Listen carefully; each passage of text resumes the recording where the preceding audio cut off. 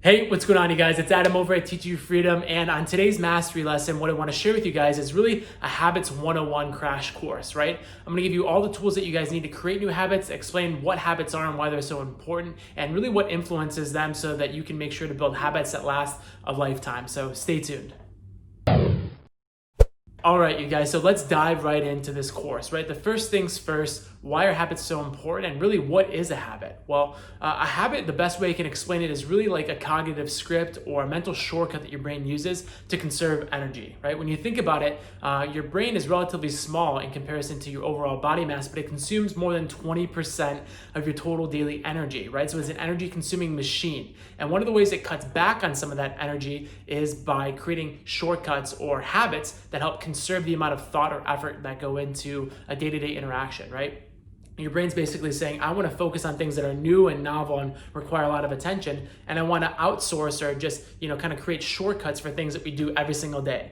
Those things are like driving, right? Brushing your teeth. Anything you do on a habitual basis, your brain creates a mental shortcut or a habit for. And the reason that's so important is because if you had to, just imagine if you had to think about every single step of driving, right? Getting in the car, putting your seatbelt on, checking your mirrors, putting it into gear, checking your mirrors, it would be absolutely exhausting. So we create these habits or these habitual ways of being that minimize the amount of thought and energy that go into something, so it almost becomes unconscious, right? So that's really what a habit is. Now, what is a habit comprised of? Well, if you guys have done any research in habits or this is completely new to you, there's a lot of researchers out there who have already talked about really what a habit is, and there's a lot of good research on the topic, but a habit really consists of a habit loop. And the habit loop consists of, first and foremost, the cue or the trigger, right? This is the thing that prompts the habit.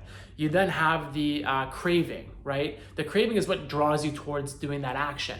Then you have the response. The response is the thing that everybody thinks about in the actual habit. It's the actual action that takes place. And then you have the reward. That's what you get from doing the said habit or behavior, right? Now let's go into a little bit more detail with an example. So let's just take your phone, for example, right? You're sitting down and then you hear your phone ring, right? The phone ringing is an example of a cue or a trigger, right? It gets your attention and alerts you that something's going on, right? You then have the craving. The craving is that emotional drawing towards doing that response, right? So the craving in this situation might be, who is it, right? Is it an ex? Is it my dad? Is it a boss? Is it, anything, right? Who is it? It's that curiosity that drives us to want to do the thing.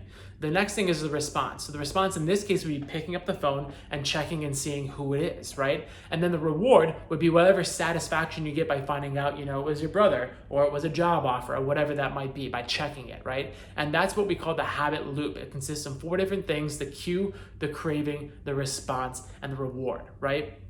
Now, we know how a habit how a habit works, really what it is, but what influences our habits or our behaviors, right? There's a guy named BJ Fogg at the University of Stanford who really created this formula, and basically any behavior or habit consists of 3 different components, right? First and foremost, it lies somewhere on a spectrum of motivation, right? How badly do you want to do this, right? Motivation. The second is ability, right? How easy is it for you to do something? And then thirdly, you need a trigger to prompt this behavior, because without a trigger, you can be motivated and be able to, but you might not be in the right environmental situation to be able to act on something. So motivation lies on a scale from, I don't really want to do it, I have no motivation, to really high, right? And then you have ability, which is things are really, really easy to really, really hard. And then somewhere along the middle, you have a trigger, right? Our goal when we're building habits in the very beginning is to make the ability as easy as possible with as much motivation as possible, all right? Let's say you're trying out something new. You're going for a run. You're not really a runner. You could be really, really motivated, right? But have very little ability, right? You can't run a marathon right away. So our goal, even though you're super motivated, would be to keep it as easy as possible. Maybe it's just walking around the block or jogging for 2 minutes, right? When we're starting new goals, we're gonna be really, really motivated, but we're not always gonna be motivated. There's gonna be peaks and valleys in our motivation.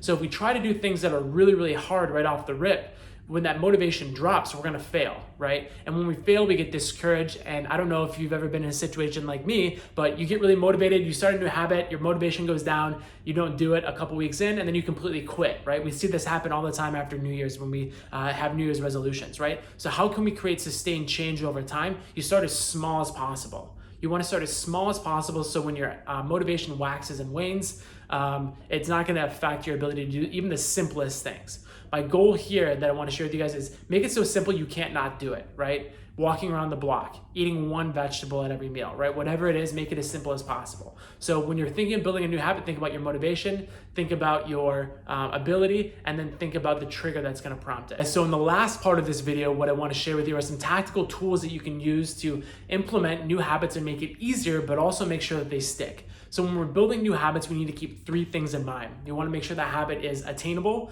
we wanna make sure it's actionable, and we wanna make sure it's attractive, right? So let's use an example that James Clear uses in his book, Atomic Habits, to show you exactly what I mean, right? So in his book, he talks about building a flossing habit. So when you're starting out building a flossing habit, we need to make it actionable, right? And when I say actionable, what I really just mean is making it obvious. And he did this by taking the flossers that he used to keep in a drawer in a cupboard somewhere where they were out of sight and putting them in a little cup right next to his toothbrush. So as he's done brushing his teeth, he puts his toothbrush back and can grab a flosser right there. It's staring him in the face. There's no reason he shouldn't be able to do it. It's so obvious it's right there, right? We can do this in a lot of different ways in our own habits. One of the ways I use that is by laying out my clothes in the morning so I can hop into them and go to the gym and make it really, really easy, right? Make it super obvious. The second thing is we want to make it attainable, right?